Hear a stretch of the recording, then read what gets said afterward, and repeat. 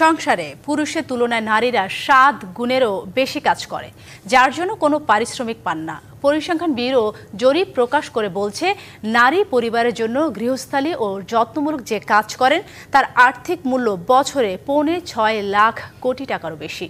নারী রান্নার জন্য সংসারে যে শ্রম ও সময় ব্যয় করেন তার আর্থিক মূল্য প্রায় 2.5 লাখ কোটি টাকা। রাজধানী আগারগাঁওয়ে বিবিএস ভবনে বাংলাদেশে অবৈতনিক কাজের স্বীকৃতি নিয়ে ইউএন ইউমেনের সহযোগিতায় পরিসংখ্যান ব্যুরো জরিপ প্রকাশ করে। বাংলাদেশ সহ 36টি দেশে এই ধরনের জরিপ প্রকাশ করা হয়েছে। অবৈতনিক কাজের এই হিসাব জিডিপিতে সংযুক্ত করা হবে জাতিসংঘের অনুমোদন সাপেক্ষে। জরিপ প্রকাশ অনুষ্ঠানে মহিলা ও শিশু বিষয়ক উপদেষ্টা বলেন, যে কাজটা ছোট মনে করা হয় সেটা নারীর কাজ ভাবা হয়। সামাজিক মূল্যবোধের কাজগুলো এক ধরনের অলিখিত বিভাজনের মধ্যে আছে। সেই বিভাজনের ভেতরে ডোমেস্টিক ওয়ার্ক কাজটা ফেলে দেওয়া হয়েছে মেয়েদের উপরে এবং বাইরের কাজটা ফেলে রাখা হয়েছে ছেলেদের জন্য।